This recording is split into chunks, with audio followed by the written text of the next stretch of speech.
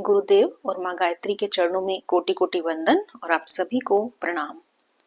परमात्मा का अंश होने के कारण मनुष्य में वे सब शक्तियां और विशेषताएं बीज रूप में होती हैं जो परमात्मा में है, लेकिन बुराइयों की परतें ऐसे चढ़ जाती हैं जैसे भस्म से ढका हुआ अंगार। अंगार जब ठंडा होने लगता है तो जैसे उसके ऊपर भस्म की परत बन जाती है, और जब इस परत को स्पर्श करें तो अंगार ना तो गर्म मालूम पड़ेगा और ना ही प्रकाशवान। ऐसी स्थिति में यह पहचानना भी कठिन होता है कि इसके अंदर अभी अग्नि का अंश है या नहीं। और जब उस भस्म की परत को हटा दिया जाए तो अंदर छिपी हुई अग्नि दोबारा दिखने लगती है और उसके अंदर की गर्मी और प्रकाश दोबारा दिखाई देने लगते हैं। ठीक यही बात हमारी आत्मिक स्थिति पर भी लागू होती है। बुराइयों की वजह से मनुष्य की स्थिति भी भस्म से ढके हुए अंगार जैसी बन जाती है। मायाबद्ध जीव की स्थिति बड़ी दीनहीन और दयनीय दिखाई पड़ती है। दुख दारिद्र के, रोग शोक के, अभाव अज्ञान के, व्यथा वेदना के, कष्ट कलेशों के मनुष्य ऐसा ग्रसित होता है कि विश्वास करना कठिन हो जाता है कि क्या वास्तव में मनुष्य परमात्मा का अंश है। ठीक ऐसे ही जैसे ठंडी भस्म की परत छूकर और उसकी कालिमा देखकर यह कठिन होता है कि इसके अंदर अग्निपुंज भी छिपा होगा। यदि आत्मा अपनी स्वाभाविक स्थिति में हो, उसके आवरण हट जाएं, तो उसकी स्थिति इतनी उत्कृष्ट हो जाती है कि हर क्षण अनंत आनंद का रस स्वादन करने का सौभाग्य मिलता है। इस परम आनंद की स्थिति को प्राप्त करना ही आध्यात्मिक साधना का लक्ष्य है। इस मार्ग को रोकने वाले जो आवरण हैं, जैसे काम, क्रोध, द्वेष, ईर्ष्या, मनुष्य को तुच्छ परिस्थितियों में पड़े रहने के लिए विवश कर देते हैं। और केवल मानव शरीर ही इन आवरणों की सफाई करने का एकमात्र अवसर है, जिसे मनुष्य ऐसे ही खो देता है, पूरा जीवन निकाल देता है। कहते हैं, बड़े भाग्य मनुष्य तन पावा। यदि यह मनुष्य शरीर ऐसे ही बर्बाद होता चला गया या कुविचारों और कुकर्मों में मस्त रहकर उन आवरणों को और बढ़ा लिया गया, तो फिर 84 लाख योनियों की लंबी अवधि तक उसी भार से दबा रहना पड़ता है। जब इन परतों की सफाई हो जाती है तो दुगना लाभ मिलता है। जहां मलिनता हटने से आत्मा पर चढ़ा हुआ भार हल्का होने से अंतःकरण में शांति बढ़ती है, वहीं दूसरी तरफ विभूतियों का विशिष्ट भंडार उपलब्ध होता है। 5 आवरणों को ही 5 कोश कहा जाता है। इन द्वारों को खोलने की वैज्ञानिक विधि का नाम पंचकोशी गायत्री साधना या पंचमुखी गायत्री उपासना है। उच्च स्तर में प्रवेश करने वाले साधकों को इसी साधना का प्रयोग करना पड़ता है।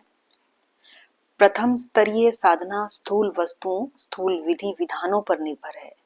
माला, आसन, धूप, दीप, चित्र, मूर्ति, हवन सामग्री, मंत्रोच्चारण, व्रत, उपवास आदि यह सभी कुछ स्थूल आधार है, या फिर इसे साकार उपासना भी कह सकते हैं। प्रथम स्तर के लिए यह सब कुछ आवश्यक ही नहीं बल्कि अनिवार्य भी है। इस आधार के बिना ऊपर की कक्षा में प्रवेश कर सकना उसी तरह से संभव नहीं जैसे पहली सीढ़ी के बिना छलांग मारकर छत पर चढ़ना कठिन होता है। इसी तरह प्रथम स्तरीय स्थूल विधि के आधार पर बनी हुई साकार उपासना के बिना उच्च स्तर की निराकार साधना में सफलता प्राप्त कर सकना भी संभव नहीं होता। उच्च स्तर की गायत्री उपासना में वस्तुओं, उपकरणों और विधान घटने लगते हैं और इन सभी का स्थान ध्यान भावना ले लेती है।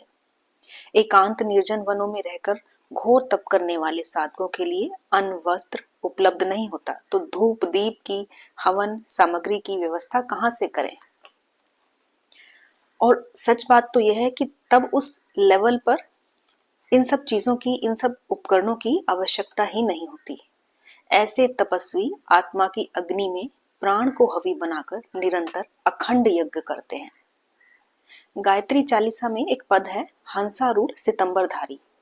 जिस हंस वाहिनी और श्वेत वस्त्र धारण किए हुए मां गायत्री का उल्लेख हुआ है, उसका स्वरूप उच्च स्तर की साधना में कुछ और हो जाता है। श्वास लेने और छोड़ने की क्रिया में सोहम की ध्वनि होती है, उसे ही हंस योग कहते हैं, या अजपा गायत्री भी कहा जाता है। यह हंस या सोहम तत्व ही गायत्री का वाहन बन जाता है। इड़ा और पिंगला नाड़ियों का उतार चढ़ाव माला का स्थान ले लेता है। 54 ग्रंथियां आरोहण और 54 अवरोहण को मिलकर 108 दानों का स्थान ले लेती हैं और सूक्ष्म चक्र घूमने लगता है और इस आध्यात्मिक माला में सुमेरु का स्थान सुषुम्ना नाड़ी ले लेती है। यह सोहम संस्थान उच्च स्तर की साधना में गायत्री माता का वाहन हंस बन जाता है। इसी पर वे विहार और विचरण करने लगती हैं। इसी स्थल से नीर क्षीर विवेक का हंस जैसा गुण साधक के अंदर उत्पन्न होने लगता है। सोहम साधना के ऊपर एक वीडियो पहले बनाया हुआ है, उसका लिंक डिस्क्रिप्शन बॉक्स में डाल दिया है, आप वहां जाकर देख सकते हैं। प्रथम स्तर की साधना में हम श्वेत वस्त्र धारिणी माता का पूजन करते हैं। सूर्य प्रकाश के बीच बैठी हुई प्रतिमा मानकर उसकी प्रतिष्ठा करते हैं। पर उच्च स्तर की साधना में माता का पूरा आवरण शुभ्र ज्योति के स्वरूप में परिलक्षित होता है। प्रकाश पुंज के रूप में ही गायत्री माता का दर्शन, ध्यान और साक्षात्कार हो जाता है। जिस तरह से प्रथम स्तर के साधकों को हंसारूढ़ गायत्री माता का नारी देह में दर्शन साक्षात्कार स्वप्न में होता है, उसी तरह उच्च स्तर के साधक को प्रकाश की छोटी छोटी चिंगारियों के रूप में, किरणों के रूप में और तेजस्वी ज्योति पिंड के रूप में दर्शन और साक्षात्कार होता है। जैसे जैसे स्तर बदलता है, साधन और उपकरणों की श्रृंखला भी बदल जाती है। भारतीय धर्म में साकार और निराकार की जो द्विधा चली आ रही है, दोनों ही एक दूसरे के पूरक हैं।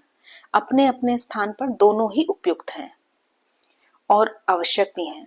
पंचकोशी गायत्री साधना का विधान निराकार उपासना जैसा है। इसीलिए पंचमुखी गायत्री को अलंकारिक रूप से चित्रित करते हैं, पर पूजा के लिए एक मुखी गायत्री की तस्वीरें और मूर्तियां ही प्रयुक्त होती हैं। आत्मा की 5 कोश, अन्नमय कोश, मनोमय कोश, प्राणमय कोश, विज्ञानमय कोश और आनंदमय कोश, यही मां गायत्री के 5 मुख हैं। इन कोशों में छिपी हुई महत्वपूर्ण शक्तियों को विकसित करना और उन आवरणों को हटाकर आत्म शक्ति को पाना ही पंचकोशी आराधना का उद्देश्य है। इस उच्च स्तर की गायत्री साधना का सबसे बड़ा लाभ आत्म बल की वृद्धि है, क्योंकि आत्म बल का महत्व संसार के सभी भौतिक बल संपन्न लोगों से कहीं अधिक होता है। आत्म कल्याण की, दूसरों के हित के लिए काम करने की अपार शक्ति इनमें होती है। उच्च स्तरीय गायत्री उपासक दिन दिन महानता की ओर तेजी से बढ़ता है। उसे वे सभी सिद्धियां और सामर्थ्य उपलब्ध होती हैं जो न केवल आत्म कल्याण के लिए बल्कि भौतिक उन्नति के लिए भी सहायक होती हैं। गायत्री साधना को सर्वश्रेष्ठ साधना कहा गया है। वेदों में कहा गया है कि गायत्री के साधक को इस भूलोक में आयु, प्राण, प्रजा, पशु, यश, धन संपदा आदि की प्राप्ति तो होती ही है, साथ ही सर्वश्रेष्ठ विभूति ब्रह्म वर्चस्व की उपलब्धि भी होती है। इस लोक का जीवन क्रम समाप्त होने पर यह वेद माता गायत्री साधक को उच्चतम लोक यानी ब्रह्म वर्चस्व तक भी पहुंचा देती है। इतना बड़ा और सुनिश्चित आश्वासन गायत्री साधना के लिए दिया गया है। तो अभी इस वीडियो में इतना ही। वीडियो पसंद आए तो लाइक शेयर जरूर करें, मेरे चैनल को सब्सक्राइब कर लें और बेल आइकन जरूर दबाएं ताकि आने वाली वीडियो की नोटिफिकेशन आपको मिलती रहे। आप सभी का धन्यवाद।